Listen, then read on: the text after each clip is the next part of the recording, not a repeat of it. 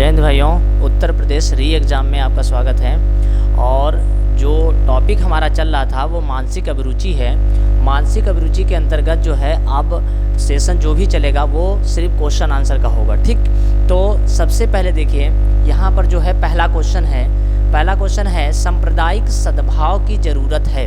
तो ये पहला क्वेश्चन महत्वपूर्ण है, सबसे पहले इस पर ध्यान दीजिएगा कि सांप्रदायिक सद्भाव की ज़रूरत है कहाँ पर, क्षेत्रीय आधार पर, राष्ट्रीय आधार पर, अंतर्राष्ट्रीय आधार पर, या इनमें से कोई नहीं। तो सबसे पहले हम आपको बता दें कि सांप्रदायिक सद्भाव की आवश्यकता होती है राष्ट्रीय आधार पर। किस पर होती है? तो आंसर हो जाएगा इसका क्या, राष्ट्रीय आधार पर होता है।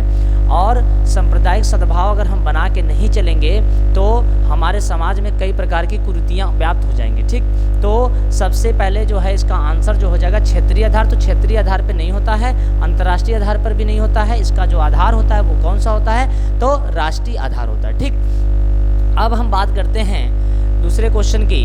तो लिखा है भारत में सांप्रदायिकता की समस्या कब से मौजूद है? तो भारत में जो सांप्रदायिकता की जो समस्या है वो प्राचीन काल से है, मध्यकाल से है, या आधुनिक काल से? तो आप ये जानते होंगे कि हमारे भारत के अंतर्गत भारत में जो जाति पात है, धर्म को कई प्रकार से प्रमुखता मानकर जो है एक दूसरे से लोग लड़ा रहे हैं या इसमें नेता नगरी कर रहे हैं। तो कहीं ना कहीं ये सांप्रदायिकता का जो समस्या हमारे देश में व्याप्त हुई है ये प्राचीन काल या मध्यकाल से नहीं है। यह घटना जो है देखा जा रहा है आधुनिक काल से। कहाँ से देखा जा रहा है? तो आधुनिक काल से देखा जा रहा है। तो ऐसी समस्या हमारे देश के अंदर व्याप्त होती जा रही, दिन प्रतिदिन बढ़ते जा रहे हैं। और दंगा फसाद जितने भी हो रहे हैं वो सांप्रदायिकता का सहारा लेकर नेता नगरी और कई प्रकार की जो है चीज़ें वहाँ पर की जा रही हैं। ठीक, अब हम बात करते हैं तीसरे क्वेश्चन की। तीसरा क्वेश्चन यहाँ पर जो इम्पोर्टेंट है वो ये है कि घरेलू हिंसा में निम्नलिखित में से क्या शामिल है? तो महिला पर चरित्रहीन होने का आरोप लगाना, दूसरा है बेटे को जन्म न देने के कारण महिला को अपमानित करना, महिला को या उसके बच्चों को जान से मारने की धमकी देना। यह सभी जितने भी बातें हैं सब किस में शामिल हैं? तो आंसर है घरेलू हिंसा में शामिल हैं। तो इसलिए जो इसका आंसर है वो डी नंबर आंसर एकदम सही है। ठीक, अगले क्वेश्चन की बात करते हैं। घरेलू हिंसा से संबंधित रिपोर्ट मिलने पर एक पुलिस अधिकारी का कर्तव्य है कि वह महिलाओं को सूचित करे। कहाँ सूचित करना है? कि उसे आर्थिक सहायता दिलाई जाए, कि उसका अधिकार है कि वह प्रार्थना पत्र प्रस्तुत कर सकती है, कि उसे अलग रहने का आदेश पर दिया जाए, वह अपने प्रार्थना पत्र में उपरोक्त आदेशों पर प्रार्थना कर सकती है।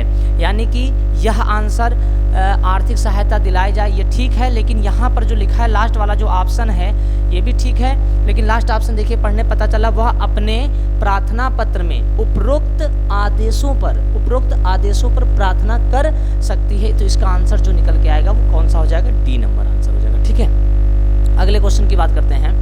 अगला क्वेश्चन है शिक्षा का अधिकार किसे प्राप्त है? शिक्षा का अधिकार निर्धनों के बच्चों को, श्रमिकों के बच्चों को, वैश्याओं के बच्चों को, या उपरोक्त में से सभी? तो ऐसे में इसका जो आंसर होगा वो डी नंबर आंसर सही होगा। और ये शिक्षा का अधिकार है, सबको दिया जाना चाहिए। ठीक, अगला पॉइंट है, अगला क्वेश्चन क्या लिखा है? भारत की महिलाओं का स्वतंत्रता से पूर्व तथा स्वतंत्रता के बाद की स्थिति में क्या परिवर्तन है? यानी कि जो भारत की महिलाएं हैं वो स्वतंत्रता से पहले और स्वतंत्रता के बाद स्थितियों में थोड़ी सुधार तो आई है, ये सही है, लेकिन यहाँ लिखा है कोई खास सुधार नहीं हुआ है, काफ़ी सुधार हुआ है। आज महिलाएं ज़्यादा स्वावलंबी हो गई हैं, आज भी महिलाओं की स्वतंत्रता, निर्णय लेने की स्वतंत्रता नहीं है। तो ये बात सत्य है, कहीं ना कहीं महिलाओं में पूर्णतः सुधार नहीं आया, मतलब महिलाओं की दशाएं पहले जैसी ही हैं। तो यहाँ लिखा है कोई खास सुधार नहीं हुआ है, कोई खास सुधार नहीं हुआ, यानी ए नंबर आंसर क्या हो जाएगा? सही हो जाएगा। ठीक, अगले क्वेश्चन की ओर बढ़ते हैं। देखा पुलिस कस्टडी रिमांड से आप क्या समझते हैं? तो पुलिस कस्टडी रिमांड क्या है इसको समझना। थाना हवालात में अभियुक्त को बंद रखना, दूसरा है अपराध में प्रयुक्त हथियारों की बरामदगी हेतु व पूछताछ हेतु अभियुक्त को पुलिस द्वारा अपनी अभिरक्षा में रखना। तो ये वाला इंपॉर्टेंट है, ये सही हो सकता है। अभियुक्त को कारागार में बंद रखना, उपरोक्त में से सभी। तो पुलिस कस्टडी में कहीं ना कहीं ये सबसे ज़्यादा सटीक और सही आंसर दे रहा है कि अपराध में प्रयुक्त हथियारों की बरामदगी हेतु व पूछताछ हेतु अभियुक्त को पुलिस द्वारा अपनी अभिरक्षा में रखना, ये हो जाएगा इसका बी नंबर करेक्ट। अगला क्वेश्चन है क्यों अधिकतर पुलिस सेवा में असंतुष्ट रहते हैं? तो कहीं ना कहीं पुलिस जो है अपनी सेवा तो दे रहे हैं, लेकिन पूरी तरीके से संतुष्ट नहीं है अपनी सर्विस से। क्यों? इसके पीछे कारण क्या है? तो इसके पीछे कारण क्या है? साहसिक कार्यों से उत्पन्न थकान के कारण, सामाजिक लांछनों के कारण, अपराधियों तथा चाटुकारों की वजह से, या फिर कठोर अनुशासन के कारण। तो यहाँ पर सबसे सटीक जो आंसर है वो बी नंबर आंसर है कि सामाजिक लांछनों के कारण कहीं ना कहीं पुलिस प्रशासन जो है परेशान है या असंतुष्ट है अपने कार्यों से। ठीक है, अगला लिखा है संविधान ने मूल अधिकार किसे प्रदान किया है? तो प्रत्येक नागरिकों को, महिलाओं को, बुजुर्गों को, विदेशी यात्रियों को। तो आंसर है प्रत्येक नागरिकों को। हम भारत के प्रत्येक नागरिकों को क्या देते हैं? तो आंसर है प्रत्येक नागरिकों को हम मूल अधिकार, फंडामेंटल राइट दिए हैं। ठीक है, अगला क्वेश्चन लिखा है सांप्रदायिक सद्भाव के लिए पुलिस क्या कर सकती है?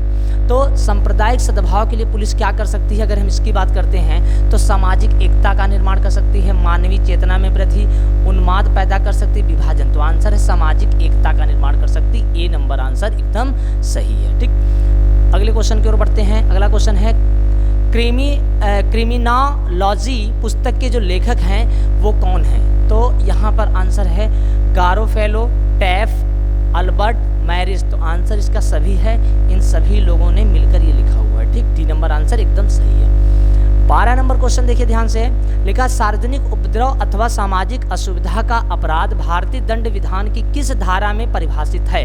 अब यहाँ पर आंसर है 268, 284, 283 है और 280 है। तो आपको ये बताना है कि इसका जो आंसर है वो कौन सा होगा। तो सामाजिक उपद्रव अगर आप बना रहे हैं, उपद्रव कर रहे हैं, या सार्वजनिक असुविधा का अपराध कर रहे हैं, या भारतीय दंड विधान की किस धारा में ये परिभाषित है? तो आंसर है धारा 268, धारा 268 में ये परिभाषित है। ठीक, अगला क्वेश्चन है सार्वजनिक न्यायालय में जनहित याचिका भारतीय संविधान के किस अनुच्छेद के अंतर्गत प्रस्तुत की जाती है? तो सुनिए, सर्वोच्च न्यायालय में जो है यानी कि एससी के पास जनहित याचिका भारतीय संविधान के किस अनुच्छेद के अंतर्गत दिया गया है? यानी कि हमारे फंडामेंटल राइट को जो सुरक्षा प्रदान कर रहा है, तो वो अनुच्छेद कौन सा है? अनुच्छेद 32। अनुच्छेद कौन सा है? 32। ये एकदम करेक्ट आंसर हो जाएगा। ठीक, अगला क्वेश्चन है स्त्रियों की दशा में सुधार न होने तक विश्व के कल्याण का कोई मार्ग नहीं है, ऐसा कहने वाले कौन है?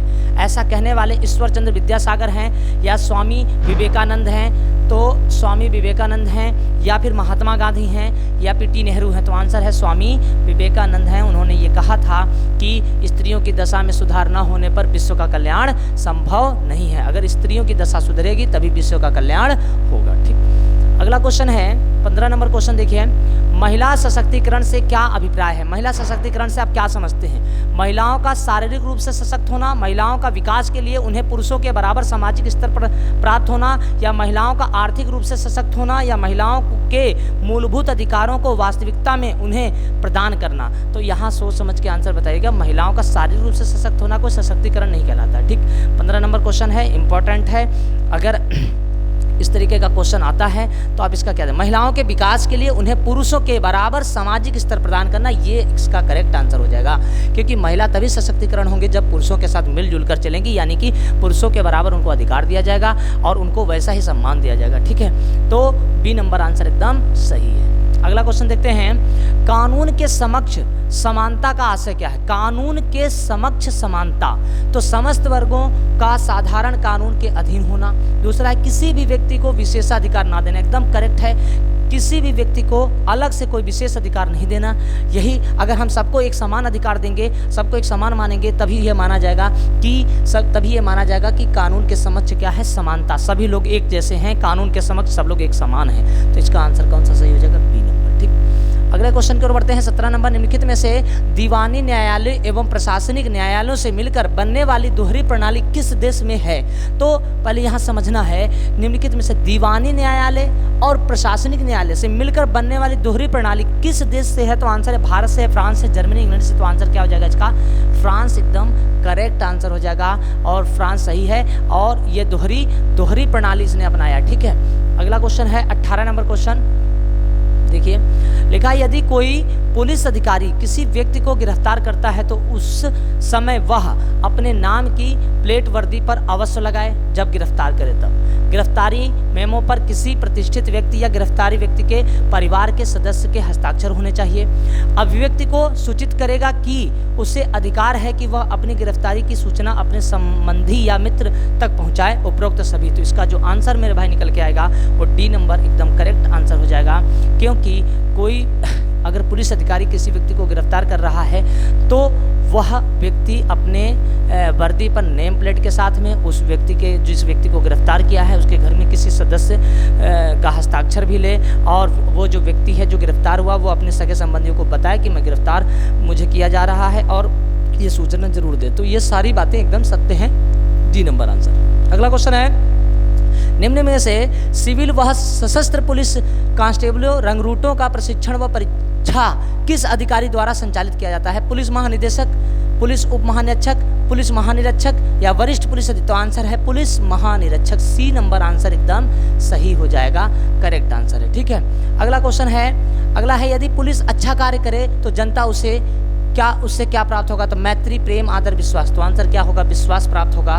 फिर से सुनिए, यदि पुलिस अच्छा कार्य करेगी तो जनता जो है पुलिस पर क्या करने लगेगी? विश्वास करने लगेगी। एकदम करेक्ट आंसर है विश्वास। ठीक, अगला क्वेश्चन है 21 नंबर, एक पुलिस कर्मचारियों में मानसिक दृढ़ता किस प्रकार की होनी चाहिए? जो कहे उसे पूरा करे, कभी भी हतोत्साहित ना हो, किसी का भी दबाव ना माने और व्यसनों में दूर रहे। तो इसका मतलब है जो कहे उसे पूरा करे या कभी भी तो आंसर कभी भी हतोत्साहित ना हो, ये बी नंबर आंसर एकदम करेक्ट है। अगला क्वेश्चन है 22 नंबर, लिखा है श्याम कुल्हाड़ी से काम कर रहा था, तभी कुल्हाड़ी का सिरा निकलकर पास में खड़े एक व्यक्ति को लग गया और वह व्यक्ति मर गया। श्याम ने कोई अपराध नहीं किया यदि उसे उस आदमी को नहीं देखा, उसकी कुल्हाड़ी तेज ना हो, तो ये तो गलत हो जाएगा। दूसरा है कथित सावधानी का अभाव नहीं था, तो ये है कथित सावधानी का अभाव नहीं था, ये सी नंबर आंसर सही माना जाएगा। ठीक है, उसका कृत्य कानूनी है, ये भी गलत हो जाएगा। अगला देखिए,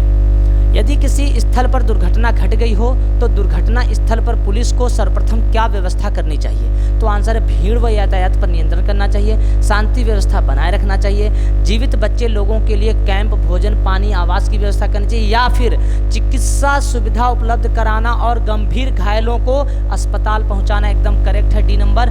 क्यों करेक्ट है? क्योंकि यहाँ पर लिखा है यदि किसी स्थल पर दुर्घटना, तो यहाँ बात किसकी चले? दुर्घटना, तो उसमें जाहिर सी बात है व्यक्ति घायल होगा या किसी तरीके से चोटिल होगा। ठीक, अगला लिखा है यदि कोई व्यक्ति जिसे अनुसूचित जाति व जनजाति क्षेत्र से निकाल दिया गया है, यदि वह पुनः वहां वापस लौट आता है तो ऐसे में विशेष न्यायाधीश क्या आदेश देंगे? तो आंसर है वापस लौटने की अनुमति दे सकता है, उसे गिरफ्तार करवा सकता है या वंध्यापत्र शर्तों के अनुसार ले सकता है, उसके नाम व फोटो लेने का आदेश दे सकता है। तो आंसर यहाँ है उसे गिरफ्तार करवा सकता है, ये न्यायाधीश के पास क्या है? अधिकार है। अगला है, लास्ट है इसका क्वेश्चन। अब ये क्वेश्चन देख लीजिए 25 नंबर, क्या है? अनुसूचित जाति व अनुसूचित जनजाति अत्याचार निवारण अधिनियम के अंतर्गत अपराधी पर विच्छेद नियम का लाभ किस आयु के अपराधियों को मिल सकता है? फिर से सुनिए, अनुसूचित जाति, अनुसूचित जनजाति अत्याचार निवारण अधिनियम के अंतर्गत अपराधी पर विच्छेद यानी अधिनियम का लाभ किस आयु के अपराधी को मिल सकता है? तो आंसर है 16 वर्ष, 20 वर्ष, 23 वर्ष, 24। तो आंसर है 16 वर्ष, नाबालिग को मिल सकता है। ठीक, तो 16 हो जाएगा इसका आंसर। अगला है अपने जीवन और व्यवहार में अनुकूलता की योग्यता रखने वाले व्यक्ति सबको अपना बना लेते हैं, अपने कार्यों में सफल होते हैं, अनुशासन प्रिय होते हैं, संघर्ष व टकराव से दूर रहते हैं। तो ये सोच समझ के अपने जीवन और व्यवहार, फिर से सुनिएगा, अपने जीवन और व्यवहार में अनुकूलता की योग्यता रखने वाले व्यक्ति सबको अपना बना लेते हैं, अपने कार्यों में सफल। तो अपने कार्यों में क्या रहते हैं? ऐसे व्यक्ति सफल रहते हैं जो जीवन और व्यवहार में क्या ले आते हैं? अनुकूलता की योग्यता रखते हैं, वो अपने कार्यों में हमेशा रहते हैं सफल। तो अभी आपको बता दें, उत्तर प्रदेश री एग्जाम में क्वेश्चन सीरीज जो है मानसिक अभिरुचि, इसके लगभग 15 से 17 क्वेश्चन आएंगे। तो इसके जो है इससे पहले हम 7-8 वीडियो जो डाल रखे हैं उसमें आप देखिएगा नियम हमने पढ़ाया है, और अभी जो है क्वेश्चन सीरीज केवल चलेगा। तो ये फर्स्ट वीडियो है क्वेश्चन सीरीज का, इससे पहले सब नियमों का है और उसमें भी क्वेश्चन हमने कराए हैं। तो अभी ये फर्स्ट वीडियो जो होगा इस पर 26 क्वेश्चन होंगे, जो इसका जो PDF है वो टेलीग्राम पर शेयर कर दिया जाएगा और वहाँ से आप डाउनलोड कर लीजिएगा। ये इंपॉर्टेंट 26 क्वेश्चन है। फिर इसके बाद second video, third video, fourth, यानी 5-7 वीडियो में सारे क्वेश्चन इसके हम करा देंगे। ठीक भाइयों, तो ये 26 क्वेश्चन यहाँ तक आपके करा दिए हैं, इसको आप डाउनलोड कर लीजिएगा और देख लीजिएगा। इसमें क्वेश्चन ये बहुत महत्वपूर्ण है।